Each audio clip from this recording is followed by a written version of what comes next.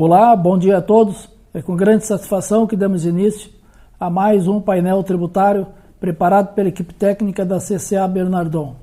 Eu me chamo Reginaldo da Silva dos Santos, vou tratar da legislação federal e, na sequência, o colega Luiz Antônio irá tratar da legislação estadual. Tocante à legislação federal, o assunto que a gente traz para apresentar aos senhores no dia de hoje diz respeito ao projeto de lei número 1087/2025, que trata da tributação do imposto de renda das pessoas físicas.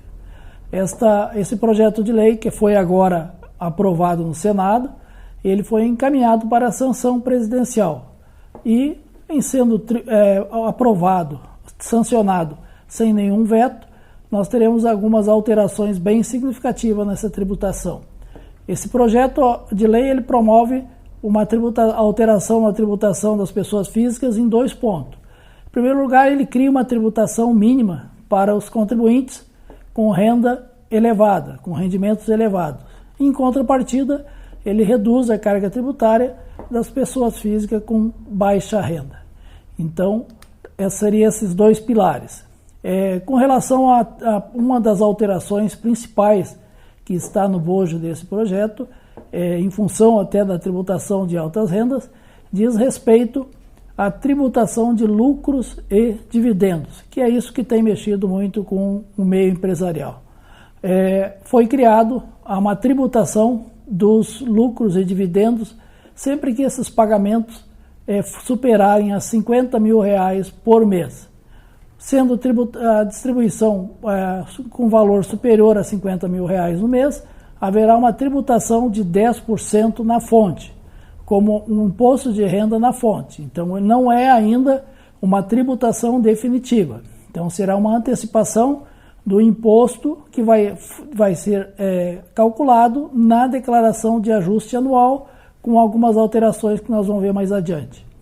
Então, no caso de isenção para os lucros anteriores a 2026, gerados até 31 de dezembro de 2025, existe uma possibilidade. Né?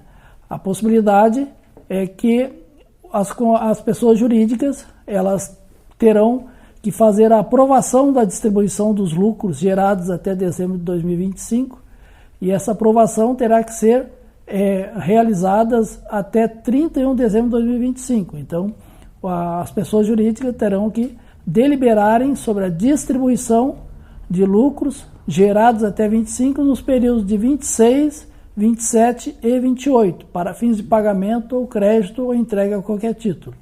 Pois bem, uma vez deliberado pela distribuição desses lucros e cumprido a distribuição dentro do que for deliberado, os lucros gerados até dezembro de 2025, então eles estarão isentos de tributação. Ocorre que o legislador ele estipulou condições, então cada contribuinte vai ter que analisar a sua situação patrimonial de lucros gerados até 2025, quais são os lucros passíveis de distribuição e também verificar as condições em que esses lucros poderão ser pagos ou creditados aos sócios em 2026, 27 e 28 para constar em ata. Vale lembrar que a legislação, muitas vezes traz de alguma subjetividade, então sempre é bom analisar o que prevê a legislação e, no estipular essa distribuição, seguir rigorosamente o que está previsto na ata de distribuição.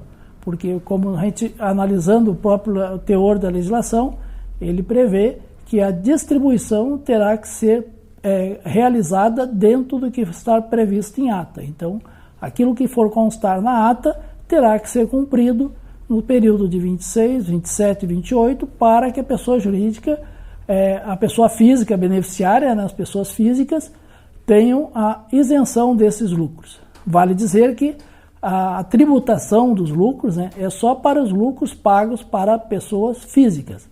A distribuição de lucro para as pessoas jurídicas não há previsão de tributação. Então, essa tributação é só para pessoas físicas. E por que tem essa tributação na fonte do imposto de renda dos lucros distribuídos? Porque a partir de 2026, o projeto de lei ele traz a tributação da renda mínima atual para as pessoas jurídicas que possuem altas rendas. E o que seria considerado alta renda? Seria todos aqueles contribuintes que tiverem oferido rendimentos totais anuais superiores a R$ 600 mil. Então, a partir do ano calendário 2026, os contribuintes que tiverem uma renda superior a R$ 600 mil, e aí essa renda superior a R$ 600 mil, ela engloba rendimentos tributáveis, tipo prolabore, salários, aluguéis, os rendimentos não tributáveis, né?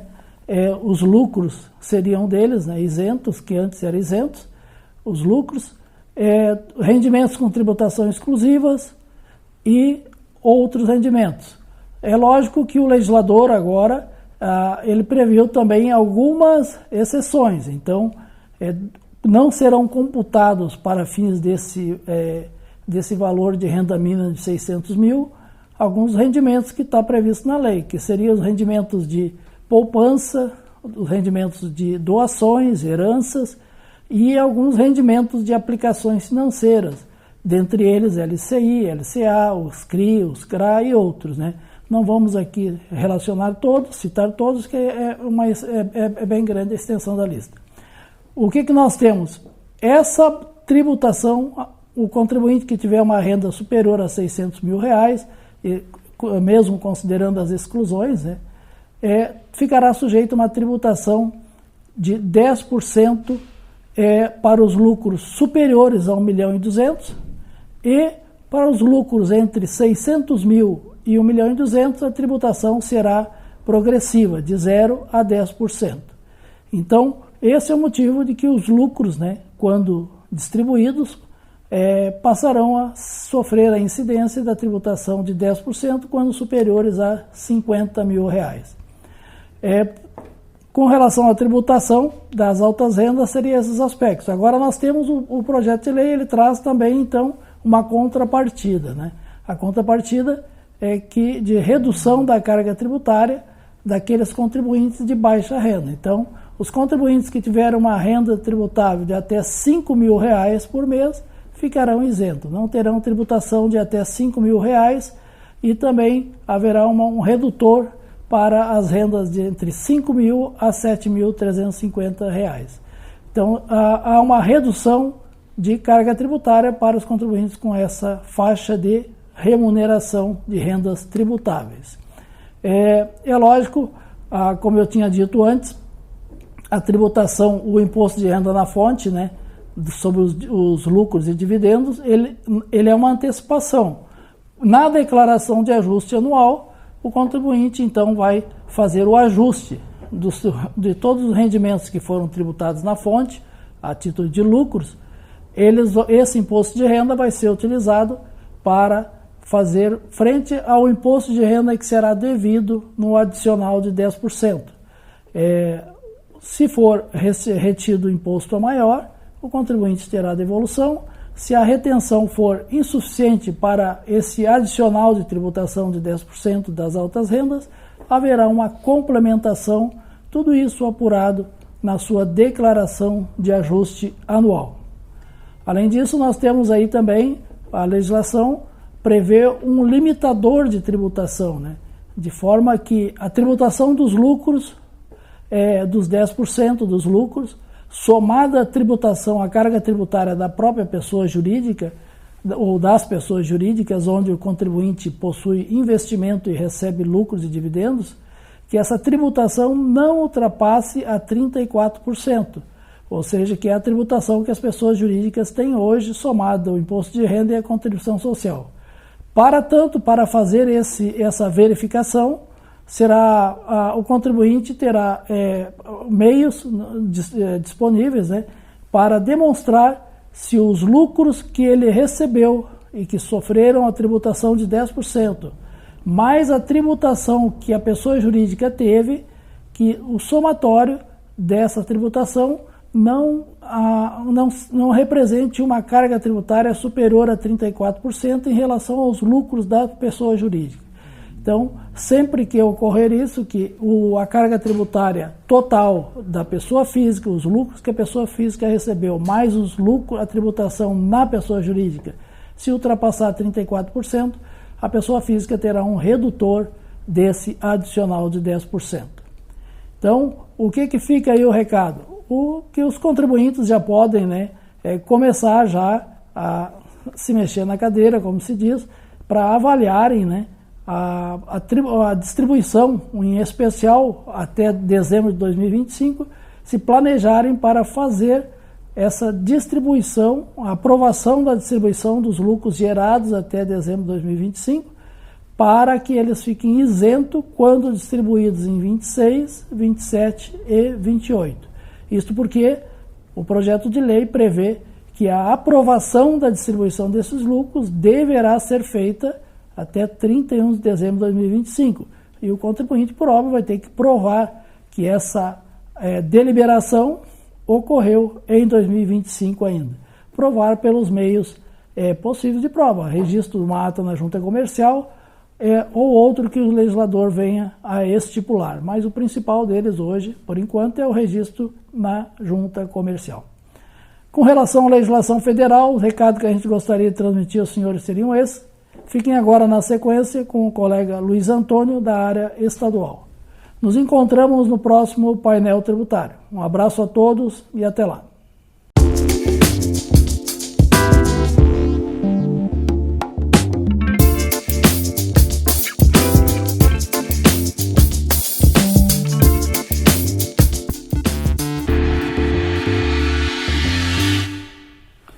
Bom dia a todos. Dando continuidade ao painel tributário da CCA Bernardon, agora vamos comentar algumas alterações na legislação tributária envolvendo o ICMS do Estado do Rio Grande do Sul, publicadas na semana passada. Começaremos por uma notícia divulgada no dia 7 de novembro de 2025, no site da Secretaria da Fazenda do Estado do Rio Grande do Sul, sob o título Medida amplia rol de mercadorias importadas com redução do ICMS, válida a partir de 2026, medida aumenta a competitividade da economia gaúcha. O governo do estado, por meio da Receita Estadual, ampliou o leque de mercadorias importadas para comercialização que poderão contar com a redução do ICMS. Válida a partir de 2026, a medida passa a conceder crédito fiscal presumido, mecanismo que reduz a tributação incidente sobre as operações, para produtos destinados à comercialização que antes não eram contemplados pelo incentivo. Haverá uma lista restritiva de itens que não poderão usufruir da redução do ICMS, mas que poderão receber o benefício caso seja comprovada a inexistência de produtos similares fabricados no estado do Rio Grande do Sul. A listagem está publicada no apêndice L do regulamento do ICMS do estado do Rio Grande do Sul. Foi regulamentada pelo Decreto 58.409. Essa iniciativa tem o objetivo de impulsionar o desenvolvimento econômico do Rio Grande do Sul com a redução da tributação nas saídas de mercadorias importadas. A ação também está em linha com as diretrizes traçadas no Plano de Desenvolvimento Econômico Inclusivo e Sustentável do Estado do Rio Grande do Sul. O decreto também introduziu a previsão de apuração separada do ICMS referente às operações abrangidas pelo incentivo fiscal. Com isso, os contribuintes que não conseguiram usufruir integralmente do incentivo em razão da existência de créditos referente a outras operações passarão a se beneficiar de forma plena. Quanto às alterações no regulamento do ICMS do Estado do Rio Grande do Sul, tivemos a publicação de 6 decretos com os números 58.431, que modifica a disciplina do diferimento do pagamento do imposto do ICMS nas saídas de arroz em casca ou beneficiado, canjica, canjicão e quirera, decorrentes de vendas efetuadas por produtor e nas saídas de arroz em casca destinadas a estabelecimento que tenha firmado termo de acordo com a Receita Estadual. 58432 altera o crédito fiscal presumido do ICMS concedido nas saídas interestaduais de cerveja, chopp e refrigerantes, para permitir a fruição cumulativa com o crédito fiscal presumido relativo ao Fundopem. O de número 58433 exclui a exigência de celebração de termo de acordo de forma conjunta no crédito fiscal presumido às microcervejarias nas saídas de cerveja e chopp artesanais, estabelece a necessidade de anuência do estabelecimento que realizar a industrialização por encomenda. O de número 58434 estabelece que, a partir de 5 de janeiro de 2026, nas operações com mercadorias em que o destinatário precise ser identificado pelo CNPJ, deverá ser utilizada nota fiscal eletrônica modelo 55. O de número 58435 limita o crédito fiscal presumido de ICMS assegurado aos estabelecimentos fabricantes de semicondutores no valor do imposto devido nas saídas interestaduais de mercadorias abrangidas pelo benefício fiscal. E o último, 58437, posterga de 3 de novembro de 2025 para 5 de janeiro de 2026, a data de vigência do decreto 58408, de 14 de outubro de 25, que realizou no regulamento CMS ajuste técnico para permitir a emissão de nota fiscal eletrônica modelo 55 nas operações realizadas por estabelecimentos que atuam no ramo de bares, restaurantes e similares, optantes pelo regime diferenciado de apuração quando o destinatário precise ser identificado pelo CNPJ.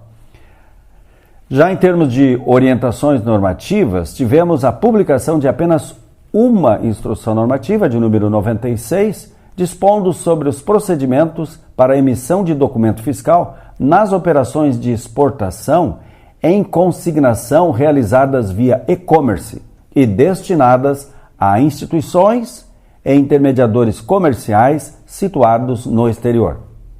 Assim, nas operações de exportação em consignação realizadas via e-commerce e destinadas a instituições e intermediadores comerciais situados no exterior, deverão ser observados os procedimentos previstos nesta instrução normativa. Então, seriam essas as informações da área fiscal envolvendo o ICMS do Estado do Rio Grande do Sul que gostaríamos de transmitir aos senhores.